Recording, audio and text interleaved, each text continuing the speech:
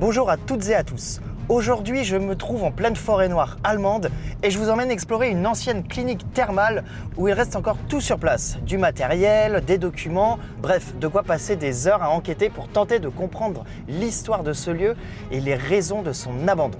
Alors on perd pas plus de temps, je vous retrouve tout de suite après le générique.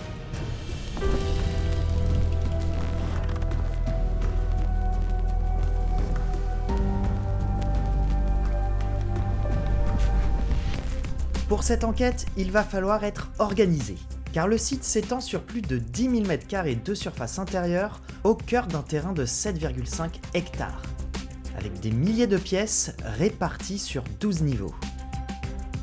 Et pour ne rien laisser au hasard, je vais suivre un fil précis. Celui d'une journée type en retraçant pas à pas le parcours d'un curiste à travers la clinique thermale. Et pour donner vie à tout ça, j'ai retrouvé des images d'archives que je vais intégrer tout au long de l'exploration. Vous verrez, ça change complètement la perception des lieux.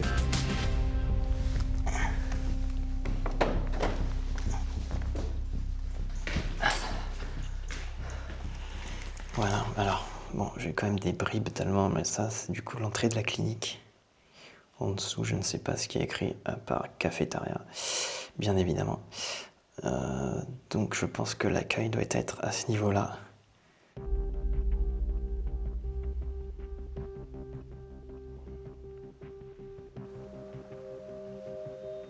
Alors, surprise, où est-ce que nous arrivons? Oh!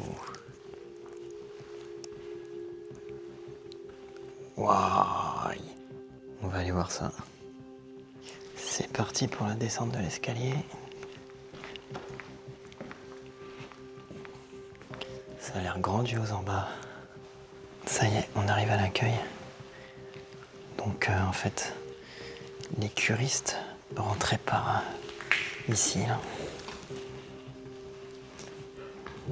Ils se dirigeaient vers le point d'information. Et voilà, leur séjour pouvait commencer, quoi. Donc là, on est derrière l'accueil. Voilà, il y a encore tous les panneaux de contrôle. Et il y en a des boutons. Alors moi, vous savez, j'aime bien regarder les dates pour me donner une idée de la date d'abandon du lieu. Donc là, on a 2005. Donc on va voir si on arrive à trouver une date ultérieure. Comme ça, on arrivera à peu près à dater le moment où le lieu a été déserté. Ah super, hein, on a de la documentation. Ça c'est super. Et c'est devenu un immense dépotoir. Tout ce matos qui n'a pas été renvoyé dans d'autres établissements. Et donc là, c'est la fontaine dans laquelle on pouvait venir remplir sa gourde, qui était très appréciée des curistes. Bien évidemment, c'était de l'eau de super bonne qualité qui sortait directement de ces robinets. Et là, on a tout un parcours aquatique. Les gens pouvaient marcher là-dedans. Et oui, ici, on ne perdait pas de temps pour se mettre à l'eau, puisque ça commençait directement dès notre arrivée. Et si ça peut paraître étonnant de tremper ses chevilles dès l'accueil, ce n'est rien comparé à ce qui m'attend juste après. Je sais pas si vous entendez, mais j'entends des bruits un peu bizarres qui viennent d'ici. Des sortes de craquements métalliques. Je pensais que c'était le vent au début, mais il y a une caravane planquée. Oh mais non. Vous voyez ce que je vois? Il y a des boucs, des chèvres. Qu'est-ce qu'ils foutent là? Alors ça je m'y attendais pas. Ok, j'en reviens toujours pas. Ok, il y a des boucs dans la clinique. Les curistes ont laissé leur place aux boucs. Voilà, je sais pas trop comment faut interpréter cette info. Mais voilà, les nouveaux occupants de cette clinique sont des chèvres. Bon, pour être franc avec vous, je ne suis qu'à moitié étonné de leur présence. Car ce n'est pas la première fois que j'observe des animaux paître sur des lieux abandonnés. Ils sont souvent mis là par leurs propriétaires pour faire de la présence, voire parfois alerter lorsque des intrus se font voir. Et visiblement, certains ne le savent pas encore, comme ce groupe d'urbexeuses qui se dirige tout droit vers les animaux. Allez, on reprend notre parcours typique du curiste. Après avoir fait check-in, on prend donc la direction de notre chambre, qu'on espère forcément confortable et paisible.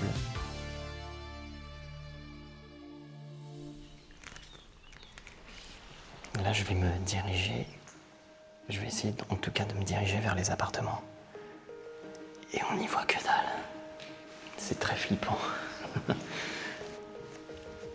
Le lieu, il est hyper sombre. J'arrive en premier étage. Là, nous sommes dans les premiers appartements.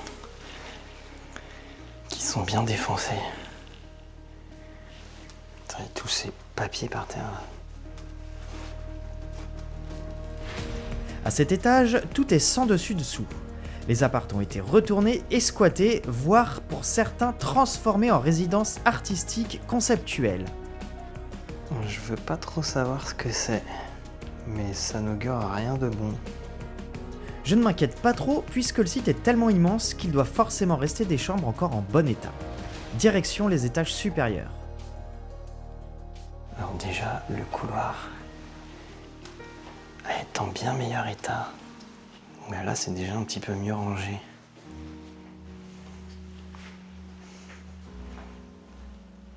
Là, c'est pas mal ici.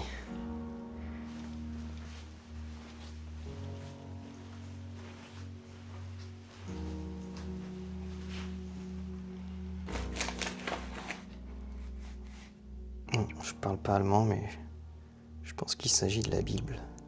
C'est bizarre cette disposition de lit là, comme ça, côte à côte. Du coup, il dormait tête contre tête ou pied contre tête, on sait pas. Là, on voit bien que ça s'adresse à une certaine clientèle âgée quand on voit la taille des touches qui sont juste énormes. Je pense que ça, même sans lunettes, tu peux composer un numéro sans problème. Et donc là, nous avons les salles de bain. Les salles de bain, toutes simples au final, avec une douche. Je sais pas s'il reste des trucs là-dedans. Un placard, un médicament. Ah, un petit gobelet. Il y a même des sapins qui poussent maintenant sur les balcons. C'est la forêt qui se réapproprie les lieux. Et quand on voit la nature qui reprend progressivement sa place, on se dit que c'est presque un retour à l'origine. Car avant d'être une clinique, cet endroit n'était qu'une forêt totalement inhabitée. Mais tout bascule au fil des siècles. Dès 1490, on parle déjà de sources aux propriétés particulières. Puis en 1577, un médecin analyse les eaux pour la première fois et confirme leurs vertus thérapeutiques. Très vite, un établissement de bain voit le jour, attirant une clientèle toujours plus prestigieuse. Parmi les clients, on trouve des aristocrates ou des industriels, mais aussi des figures célèbres comme Victor Hugo ou le célèbre compositeur allemand Brahms. Tous viennent profiter de ces eaux réputées. Et c'est finalement en 1977 que la clinique moderne est construite, telle qu'on la découvre aujourd'hui. Donc là, on est dans une des 270 chambres que comprenait le site, avec parfois 1, 2 ou 3 couchages. Certaines chambres sont médicalisées. Et en fait, en tant que curiste, on pouvait venir ici pour louer une de ces chambres, comme celle où je me trouve, et passer plusieurs jours, voire semaines, dans ce cadre idyllique pour se ressourcer et accéder ensuite à tous les services qui étaient proposés par la clinique.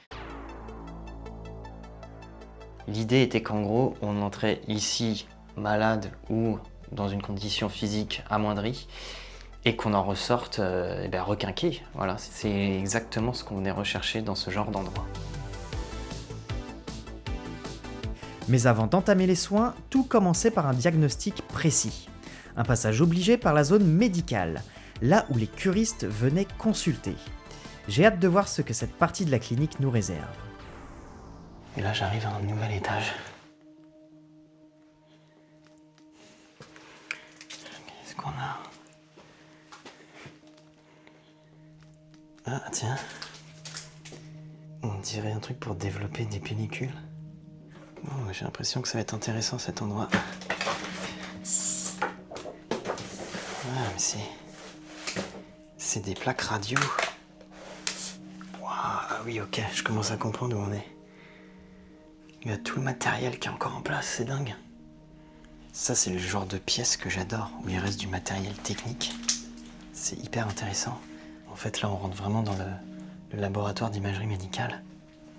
Voilà, donc les patients arrivaient certainement par cette porte, qui donne dans une sorte de salle d'attente, je pense. Hop, ils s'asseyaient là, ils se changeaient, tac. On pose le manteau sur le cintre. Ensuite, on franchit cette porte. Et là, tadam, là, on arrive dans la salle radio.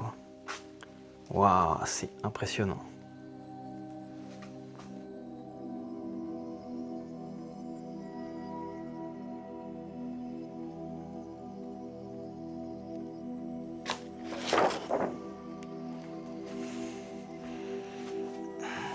Bon, ça, il semblerait que ce soit une sorte de cible d'essai, de calibrage.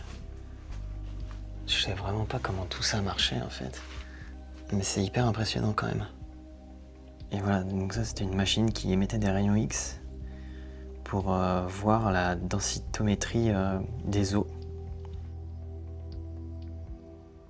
Alors faut savoir qu'ici on n'est pas à proprement parler dans une clinique au sens strict du terme. Il n'y avait pas de salle d'opération ici. C'est vraiment une clinique, un centre de remise en forme, axé vraiment sur le bien-être. Et du coup, si on a une salle de radiographie, c'est pas du tout en lien avec le traitement des cancers, etc. C'est plutôt essentiellement destiné à des radiographies des poumons, des os, etc. Bon nombre de patients souffraient d'ostéoporose, notamment, ou de problèmes respiratoires, et c'est d'ailleurs pour ça qu'on venait dans ce genre d'endroit. Et là, nous voilà donc derrière le poste de contrôle. Vous voyez, il reste tout sur place, quoi, quasiment. Le matériel n'a pas été repris, en fait. Et c'est ça qui est étonnant, de voir tout ce qui reste derrière, en fait.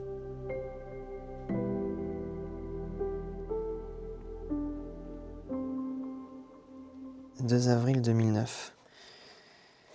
Ok, ça se précise, ça se précise. Tout à l'heure, je crois que c'était 2005 que j'avais trouvé.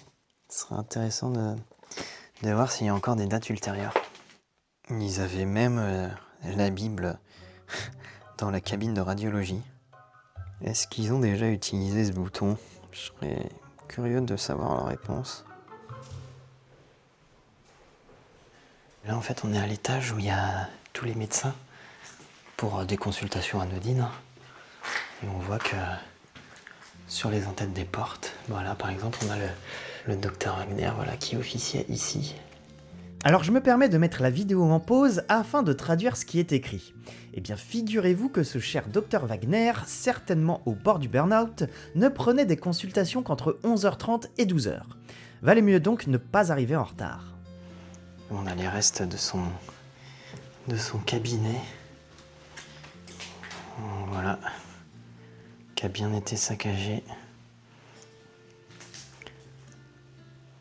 Donc c'est ici qu'il recevait les curistes pour des prescriptions, des consultations. Et là, sur le calendrier, encore une nouvelle fois, 2009. Donc pour l'instant, tout porte à croire que le site s'est arrêté en 2009. Et donc c'était peut-être aussi ici que ensuite le médecin analysait les radios qui avaient été faites dans la salle d'imagerie. Ce qu'on voit là ici, il reste du matériel pour visualiser les radios.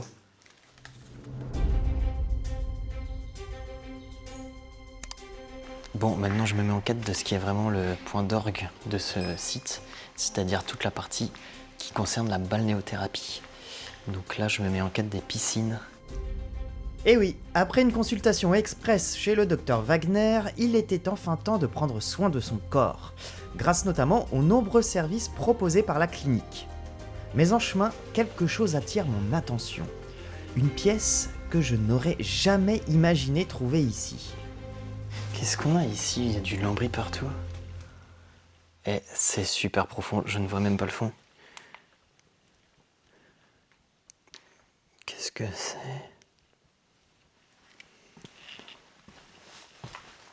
Mais attends, mais... Oh putain, c'est une piste de bowling!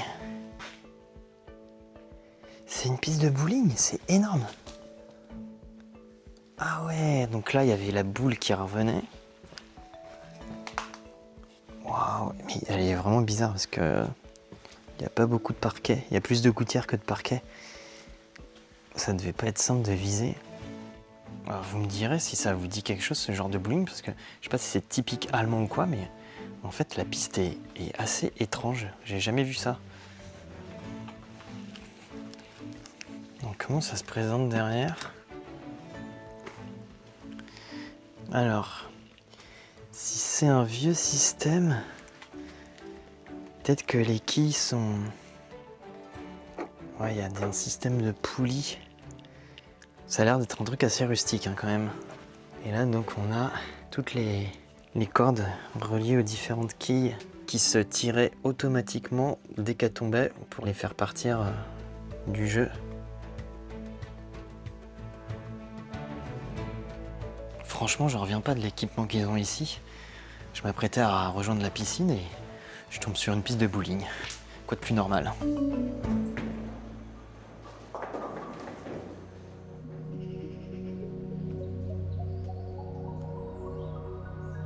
Ah bah je crois que j'arrive au bon niveau parce que il y a déjà des énormes baignoires. Voilà, une baignoire de balnéothérapie avec la température, la pression.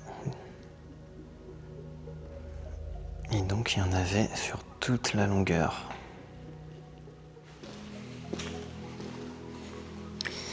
Ah, je sens qu'on s'approche de la piscine. Waouh!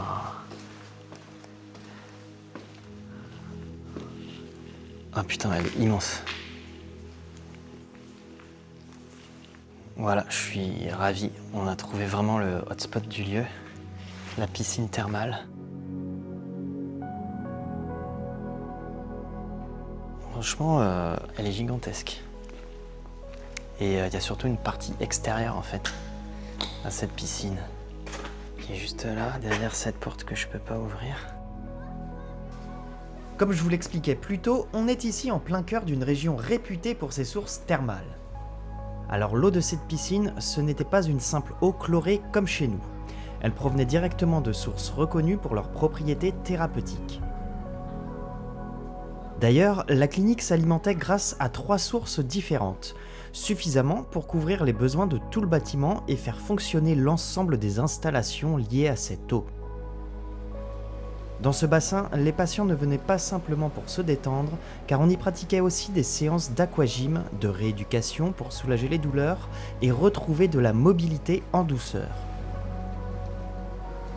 Et ce n'était pas tout.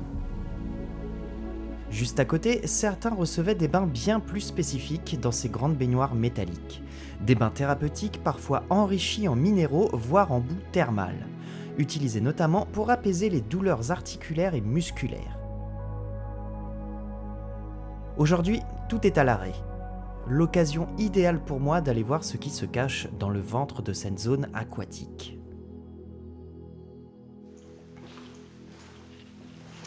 Donc là, voilà les sous-sols, donc partie, on va dire, technique. Il y a des gens, je sais pas si c'est des gardes ou quoi. Vu que ça parle allemand, je peux pas comprendre les conversations que j'ai entendues. Donc je sais pas si c'est une conversation que des gardiens peuvent avoir, ou de simples explorateurs comme moi. Je sais pas où ça mène.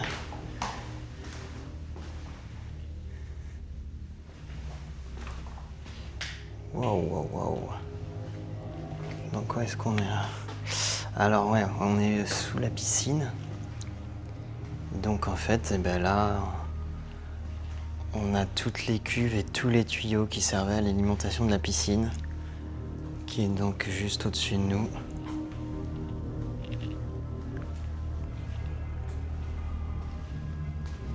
On peut voir que c'est très très long.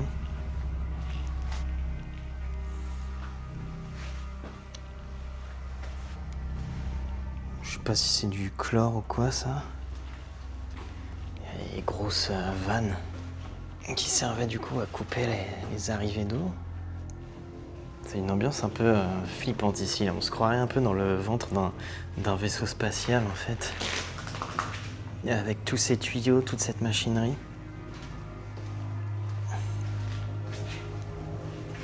Oh là là, c'est plein de flotte en bas. Waouh, waouh, waouh, c'est profond. Putain.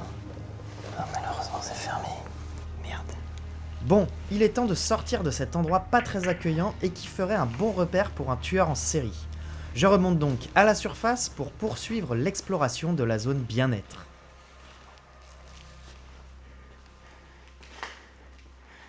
Oh, c'est beau ça. Ah, mais c'est un. Comment dire. Un truc de bronzage.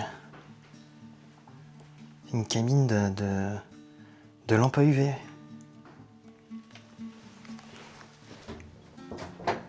Wow, c'est super lourd. Oh la vache. Il y a encore le mode d'emploi dedans ou quoi? Il n'a pas servi celui-là? Il a un joli design en tout cas. Et donc là, on a les tarifs. Ça me paraît pas très cher. Après, en même temps, j'en ai jamais fait. Je sais pas le prix normal, mais... Je sais pas vous, mais moi, ça me rappelle une scène dans Destination Finale, je sais plus lequel, où deux meufs sont dans un solarium. Et en fait, la machine se bloque, et elles peuvent plus en sortir, et elles crament littéralement. Bon, à première vue, pas de scénario catastrophe ici. À part peut-être quelques élongations ou déchirures musculaires sur les machines de la salle de sport. Mais heureusement, les masseurs et les kinés n'étaient jamais bien loin. Le lieu était particulièrement bien équipé et des cours collectifs étaient régulièrement organisés avec des coachs plus motivés que jamais. Aujourd'hui, on imagine facilement le vacarme des machines, la musique à fond et les consignes en allemand qui résonnaient dans tout le gymnase.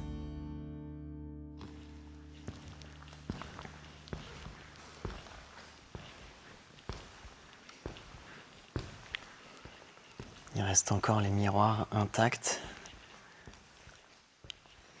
Donc c'est ici que les gens venaient faire leur séance d'entraînement, de rééducation avec leur coach. Et on retrouve d'ailleurs au sol encore des instructions montrant les mouvements à faire justement. Bon, je sais pas trop ce qui pouvait se cacher là-dedans. Même si ça me rappelle un objet en particulier. Mais j'ai peut-être l'esprit mal placé après tout. Après une bonne journée et un entraînement bien chargé, il était temps de reprendre des forces. Direction le dîner, mais ici on ne mangeait pas vraiment comme à la maison. L'alimentation faisait partie intégrante de la thérapie. Certains patients suivaient même des ateliers pour apprendre à mieux manger, choisir les bons aliments et adopter de nouvelles habitudes. Et c'est dans ce grand réfectoire qu'ils se donnaient rendez-vous chaque soir à heure fixe. Là, on est dans une immense salle. L'espace est très grand avec une vue dégagée sur l'extérieur. Et les cuisines doivent pas être très loin. Waouh, les cuisines. Elles sont immenses. Les arrivées de gaz. Et les pianos de cuisine qui ont tous été démantelés. Sans doute revendus, parce que ça coûte une blinde. La grandeur de la cuisine laisse facilement imaginer le nombre de repas à servir et toute l'organisation que ça impliquait au quotidien. Car chaque soir, c'est jusqu'à 350 couverts qui étaient servis. Autant de repas à préparer et à délivrer en un minimum de temps. Un véritable défi logistique jour après jour. Alors, ils servaient énormément de plats ici, tous les jours, avec une cuisine forcément adaptée pour les curistes. avec la multitude de soupes qu'on devait préparer ici. Alors il y en a qui donnent plus envie que d'autres. Ok, nouvelle date. C'est la plus récente que j'ai trouvée pour l'instant, 2011. On arrive dans la partie chambre froide, avec les immenses frigos. Flèche, si ça ressemble à l'anglais, bah oui, ça doit être bien de la viande. Ah bah voilà, donc là, typiquement, on y stockait la viande sur ces crochets.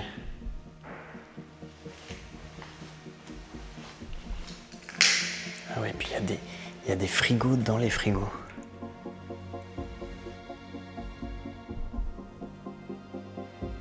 Et là, du coup, c'est les casiers du personnel.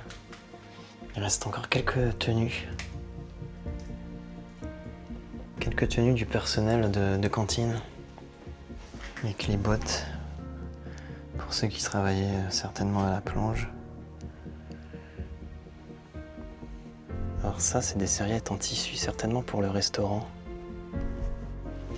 Alors que j'arrive à la fin de cette journée type d'un curiste, je ne peux m'empêcher de me dire que tout ce qui reste ici est vraiment surprenant, voire incompréhensible.